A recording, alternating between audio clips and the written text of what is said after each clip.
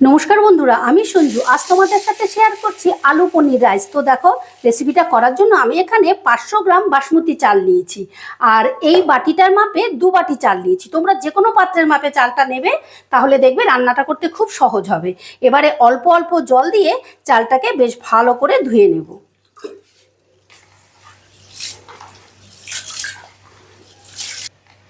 চালটা বেশ ভালো মতো ধোয়া হয়ে গেলে আবারও আমি বেশ খানিকটা জল দিয়ে মোটামুটি ধরো আধ ঘন্টার জন্য চালটাকে ভিজিয়ে রেখে দেব। এদিকে দেখো, আমি 200 গ্রাম পনির নিয়েছি আর নিয়ে নিয়েছি 4টে আলু। আলুটার খোসা ছাড়িয়ে 2-8খানা করে প্রেসার কুকারে আমি একটা সিটি দিয়ে নিয়েছি। এবারে পনিরগুলোকে আমি মাঝারি সাইজের টুকরো করে কেটে নিচ্ছি।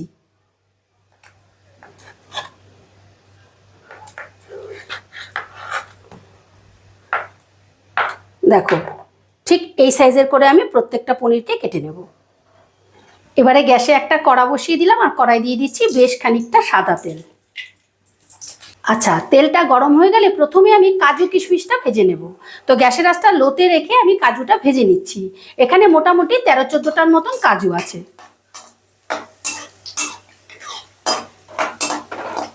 কাজুটা যেহেতু একটু শক্ত জিনিস, সেই জন্য আমি আগে দিলাম, পরে কিশমিশটা দিচ্ছি। কাজুটা একটু নাড়াচাড়া করে নিয়ে দিয়ে দিচ্ছি আমি 1 বাটি কিশমিশ।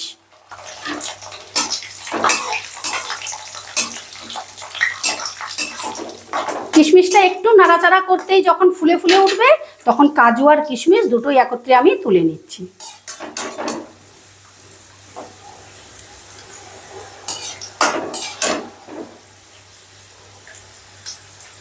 এবারে ওই তেলের মধ্যে দিয়ে দিচ্ছি অল্প একটু নুন।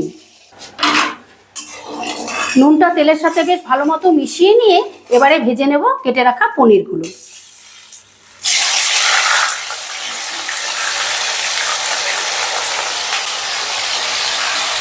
এবারে পনিরগুলোকে আমি হালকা লাল করে ভেজে নেব, কিন্তু অতিরিক্ত ভাজবো না, তাহলে পনিরগুলো স্টিফ হয়ে যাবে।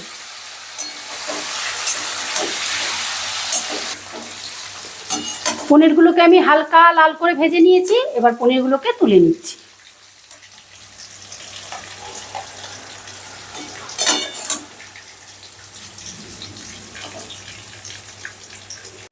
এবারে ওই তেলের মধ্যে আবারও দিয়ে দিচ্ছি অল্প একটু নুন, দিয়ে দিলাম অল্প একটু হলুদের গুঁড়ো, দিয়ে দিচ্ছি অল্প একটু কাশ্মীরি লঙ্কার গুঁড়ো।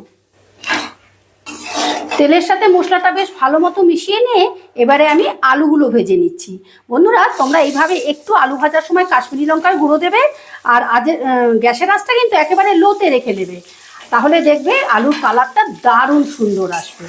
এবারে গ্যাসের আঁচটা আমি হাই করে দিয়ে আলুটাকে বেশ লাল লাল করে ভেজে নেব।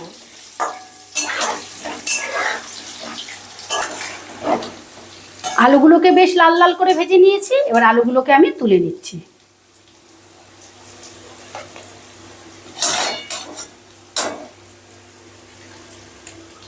এবারে ওই তেলের মধ্যে দিয়ে দিচ্ছি ফোড়ন। ফোড়নে দিলাম একটা তেজপাতা, আমি তেজপাতাটা আধখানা করে নিয়েছি।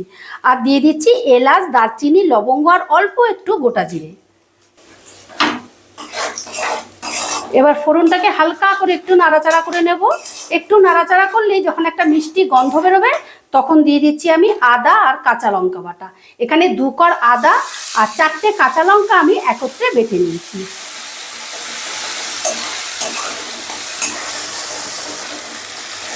একই সাথে দিয়ে দিচ্ছি টমেটো কুচি। এখানে মাঝারি সাইজে 2টো টমেটোকে আমি টুকরো করে নিয়েছি। এবারে আদা আর টমেটোটাকে একটু কষিয়ে নেব, যাতে আদা আর টমেটোর কাঁচা গন্ধটা না থাকে।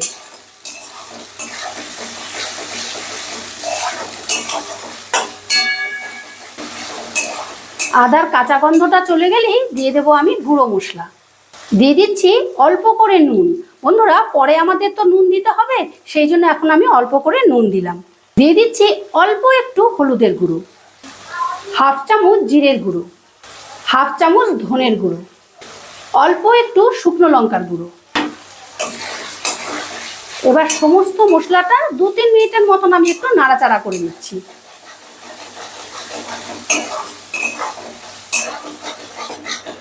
মশলাটা 2-3 মিনিটের মতন ভালো করে নাড়াচাড়া করে নিয়ে এবারে গ্যাসের আঁচটা একদম লোতে রেখে আমি দিয়ে দিচ্ছি টক দই। এখানে আমি 4 চামচের 4 চামচ টক দইয়ের মধ্যে অল্প একটু জল দিয়ে ফেটিয়ে রেখেছিলাম। এবার দইটাকে মশলার সাথে বেশ ভালো করে মিশিয়ে নেব। একই সাথে দিয়ে দিচ্ছি অল্প একটু কাসৌরি মেথি। একটুখানি কাসৌরি মেথি দিয়ে দেখবে রাইসের দারুণ একটা ফ্লেভার আসবে।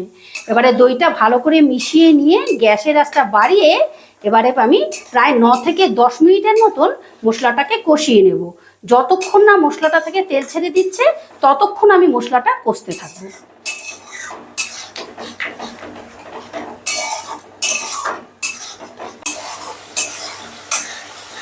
মশলা থেকে সুন্দরভাবে তেল ছেড়ে দিলে এবারে দিয়ে দিচ্ছি ভেজে রাখা আলুগুলো।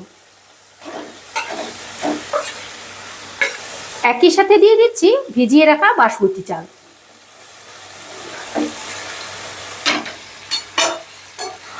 এবার আলু আর চালটাকেও মশলার সাথে ধরো 2 থেকে 3 মিনিটের মতন ভালো করে কষে নেব।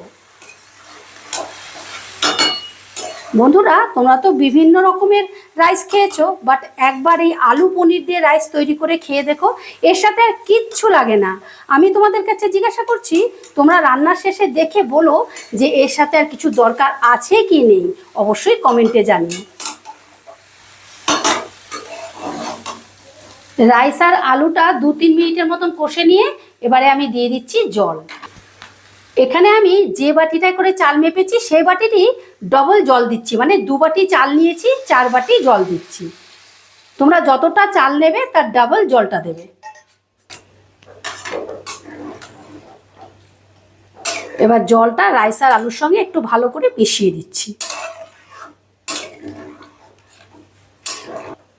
সমস্তটা বেশ ভালো করে মিশিয়ে দিয়ে গ্যাসের আঁচটা মিডিয়ামে রেখে আমি 5 মিনিটের জন্য ঢাকা দিয়ে দিচ্ছি।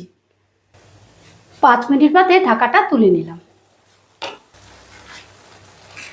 দেখো রাইসের জলটা অনেকটা শুকিয়ে গেছে। এবারে আমি দিয়ে দেব পরিমাণ মতো নুন, মানে প্রয়োজন মতন যতটুকু লাগবে। আমরা আগে কিন্তু নুন দিয়েছি, সেটা খেয়াল রেখে কিন্তু অবশ্যই নুনটা দেবে। দিয়ে দিচ্ছি 1 চামচ শাহি গরম মশলা। দিয়ে দিচ্ছি চিনি। এখানে আমি ছোট বাটিটার 1 বাটি চিনি নিয়েছি। একটু মিষ্টি মিষ্টি হলে রাইসটা খেতে ভালো লাগবে, সেজন্য আমি ছোট বাটিটার 1 বাটি নিয়েছি। দিয়ে দিলাম 4-5টা চেরা কাঁচা লঙ্কা।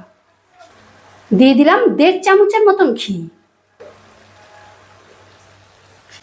এবারে দিয়ে দিচ্ছি ভেজে রাখা কাজু আর কিশমিশ। দিয়ে দিচ্ছি ভেজে রাখা পনির।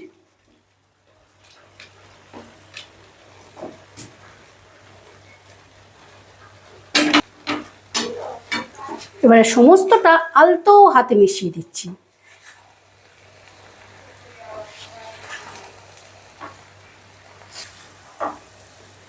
রাইসটা বেশ ভালো মতো মিশিয়ে নিয়ে এইদিকে দেখো গ্যাসে আমি একটা তাওয়া বসিয়ে দিয়েছি, আর এই তাওয়ার ওপরে কড়াটা বসিয়ে দিচ্ছি। এবারে গ্যাসের আঁচটা একদম লোতে রেখে আমি 10 মিনিটের জন্য ঢাকা দিয়ে দিচ্ছি। দেখো রাইসটা 10 মিনিট হয়ে গেছে। এবারে আমি গ্যাসটা অফ করে দিলাম। বাট এখন কিন্তু আমি ঢাকনাটা তুলবো না, আমি রাইসটাকে আরও 5 মিনিট দমে রাখবো। এবারে 5 মিনিট বাদে ঢাকাটা তুলে নিয়ে আমরা দেখে নিই রাইসটা কিরকম হলো।